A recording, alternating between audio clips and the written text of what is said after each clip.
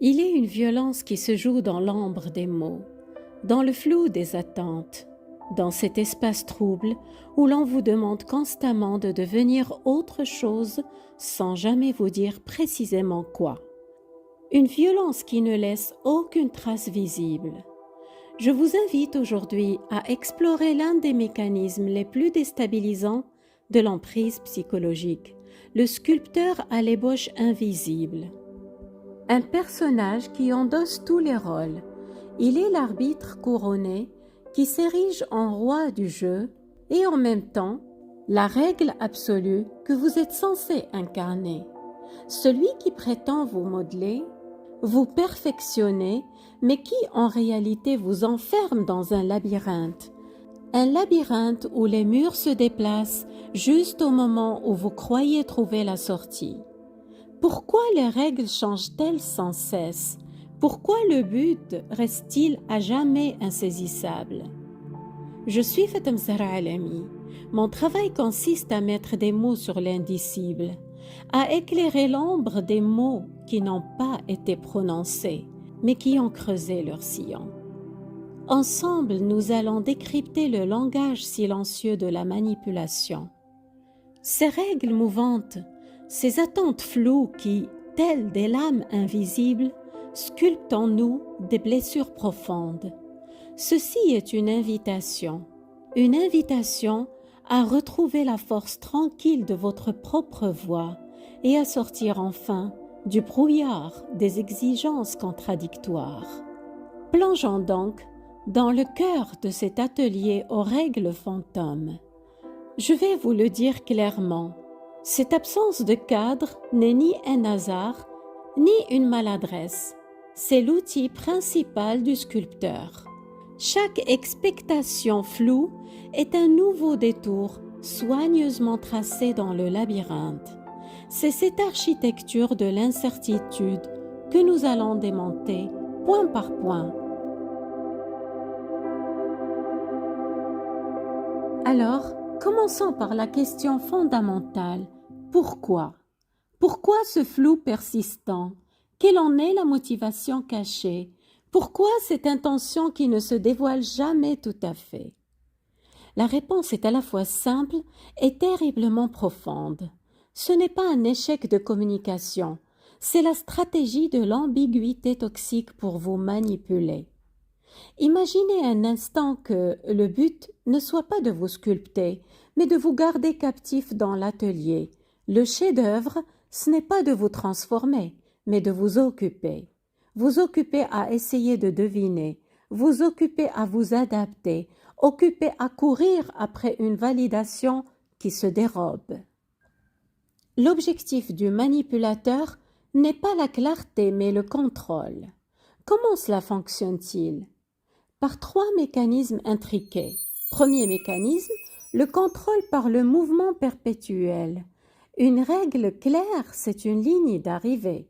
Et une ligne d'arrivée, cela signifie que vous pourriez un jour vous reposer, vous arrêter.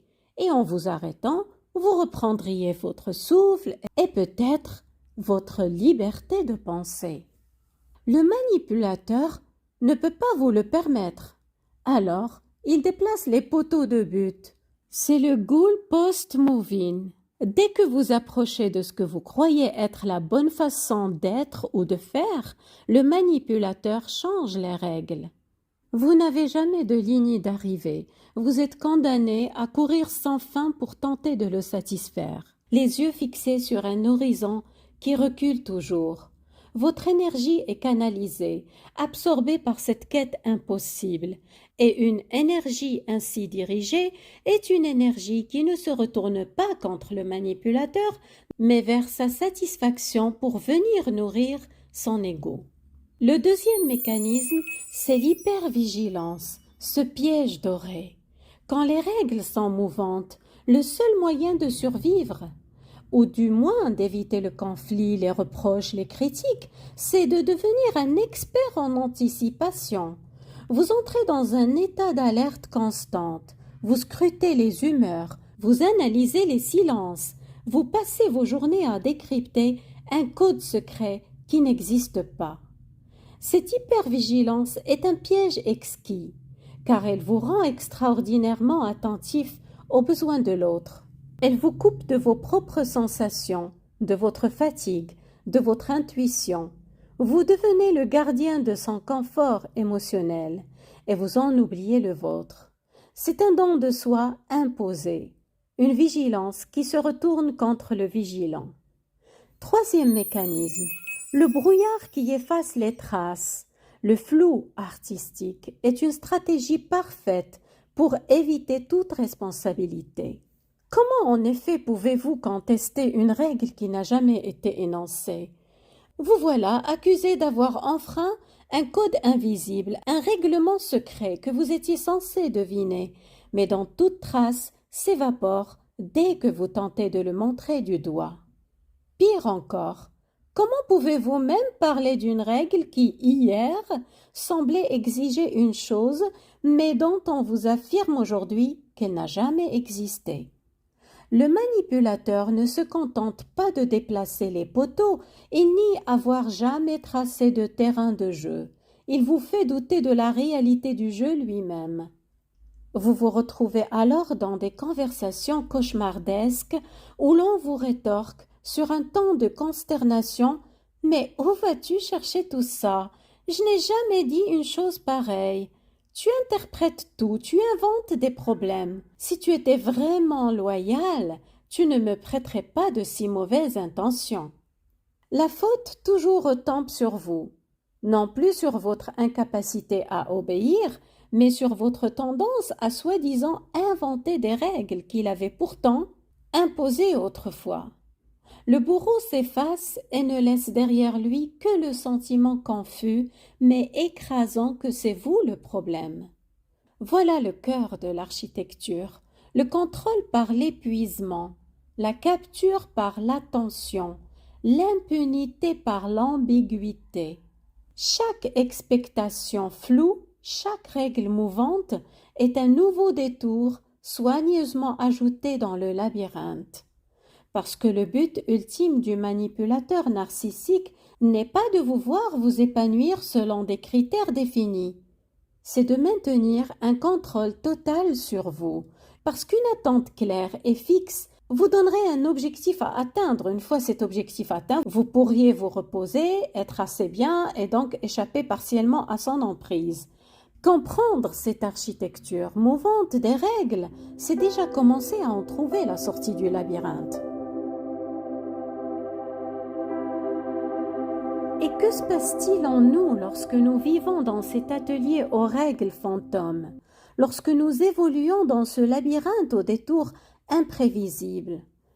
L'impact est profond et il ressemble étrangement à une érosion, une lente disparition de soi. L'objectif du manipulateur n'est pas de vous détruire de l'extérieur par une attaque frontale, mais de vous vider de l'intérieur pour mieux habiter l'espace que vous laisserez. Voyons les marques que laisse ce sculpteur invisible. La première est peut-être la plus douloureuse, la perte de son propre langage. À force de devoir parler une langue qui ne suit aucune logique, à force d'être puni pour avoir mal interprété des mots qui n'ont pas de définition stable, on finit par se taire. On perd confiance en sa propre capacité à communiquer, à nommer le monde. Votre réalité est sans cesse invalidée jusqu'à ce que vous doutiez de la fiabilité de vos propres sens. Ai-je bien entendu? Suis-je trop sensible? Ces questions deviennent la bande-son de votre esprit. Vous perdez la foi en votre voix intérieure, cette boussole qui nous guide normalement. Et quand on ne fait plus confiance à sa boussole, on accepte toutes les cartes, même celles qui mènent à l'impasse. La seconde marque, la double contrainte. Votre valeur n'est plus un droit humain, mais un verdict. Vous êtes bien si vous avez deviné juste aujourd'hui. Vous êtes mal si vous avez échoué. Prenons le langage par exemple. Le manipulateur vous reproche de ne plus être spontané, alors qu'il vous censure constamment. Comment une parole peut-elle être spontanée, vraie, quand chaque mot est pesé, disséqué et peut devenir le déclencheur d'un nouveau conflit. Comment peut-on parler spontanément quand tout ce que vous dites est retourné contre vous? Je pense à cette personne qui se faisait constamment critiquer pour son ton trop calme, trop froid, trop calculé. Un jour émue, elle a osé partager une vulnérabilité. La réponse fut un silence glaçant, puis cette question. Mais pourquoi tu me dis ça? C'est pour me faire culpabiliser? Voici l'architecture du piège. L'appât, c'est quand la victime se protège et devient prudente dans son langage, une réaction pourtant saine face à la manipulation. On lui reproche son manque d'engagement, sa froideur, son manque d'authenticité. Puis on la rejette, silence punitif. Ensuite, le piège qui se referme. Si la victime tente de répondre à la demande et s'ouvre en se montrant vulnérable et spontanée, le manipulateur va soupçonner ses motivations. La victime est alors accusée de jouer un jeu. Il interprétera cela comme une tentative de chantage émotionnel, de contrôle, de manipulation, car c'est le seul langage qu'il connaît. Le vrai sujet n'était ni la spontanéité, ni son absence. Le vrai sujet était de verrouiller tout issue. Peu à peu, vous en venez à douter de votre substance même, de votre capacité la plus fondamentale, communiquer. Quel est le bon temps, la bonne émotion à montrer? Quand on vous juge constamment sur des critères invisibles, votre survie émotionnelle devient dépendante du regard de l'autre. Le problème n'est plus le sculpteur ou ses outils. Le problème, semble-t-il, c'est vous. Enfin, la troisième marque, la lassitude de l'âme. Courir sans but dans un labyrinthe est un effort insensé. C'est un marathon où chaque tournant espéré se révèle être une impasse. Cette course épuise les ressources nerveuses, émotionnelles et physiques. C'est une fatigue qui ne se répare pas avec une nuit de sommeil.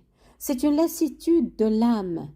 Un découragement profond qui peut vous amener à renoncer à être compris, à renoncer à être aimé pour qui vous êtes, à renoncer tout court. Le génie pervers de cette stratégie, c'est qu'elle vous amène à participer inconsciemment à votre propre emprisonnement. Vous fournissez vous-même l'énergie, l'attention et le doute qui alimentent le système. Mais ces marques ne sont pas la preuve de votre faiblesse, elles sont la preuve de l'efficacité d'un système conçu pour les produire. Reconnaître ces échos en soi, c'est déjà commencer à faire taire le sculpteur et à réentendre la musique unique de votre propre être.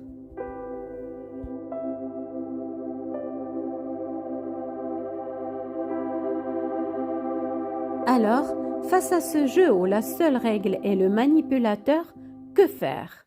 La clé ne réside pas dans une bataille frontale pour comprendre le sculpteur, mais dans un retour résolu vers soi-même.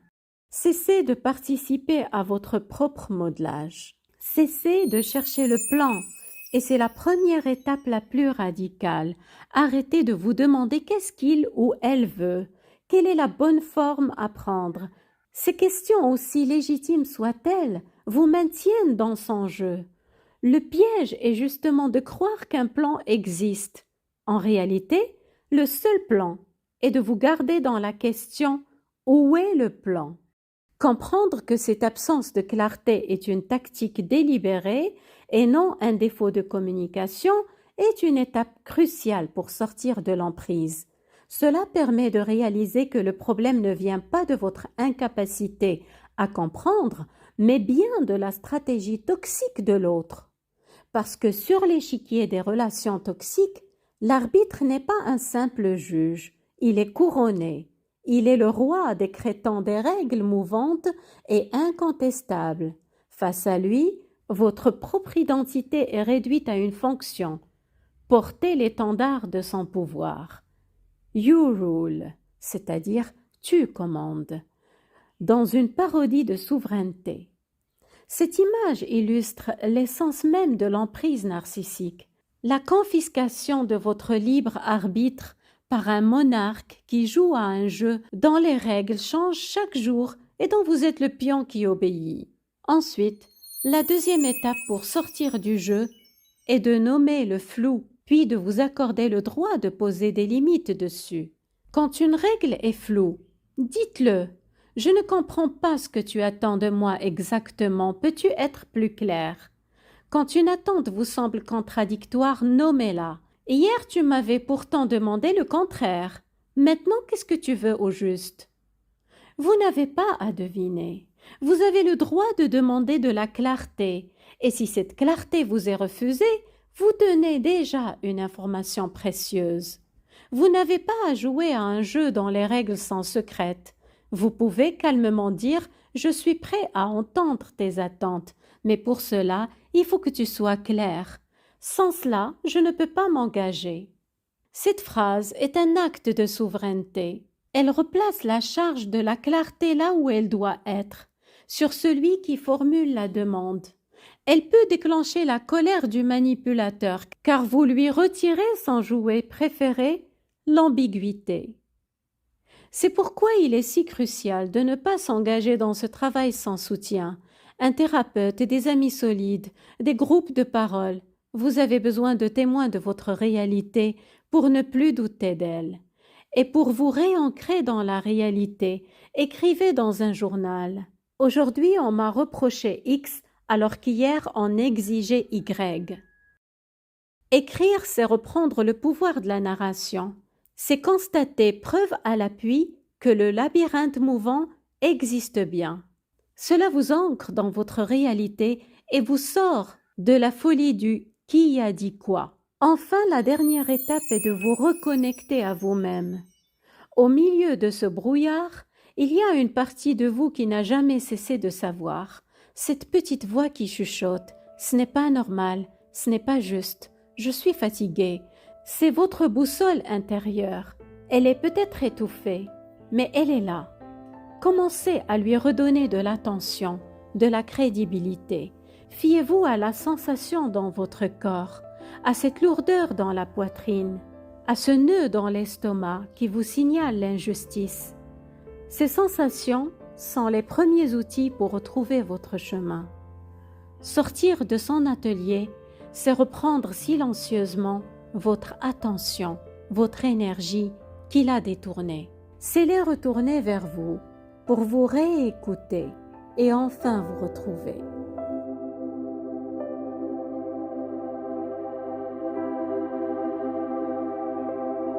Le labyrinthe n'était pas votre destinée. C'était un chapitre, une épreuve, mais au cœur de cette épreuve, quelque chose a tenu bon. Votre essence, votre moi profond, authentique et libre. Reprendre possession de votre choix, ce n'est pas crier, c'est chuchoter d'abord pour vous-même. Mon ressenti est valable, ma perception est légitime. Je ne suis pas le problème, je suis la personne qui tente de résoudre une équation sans solution. Prenez soin de vous.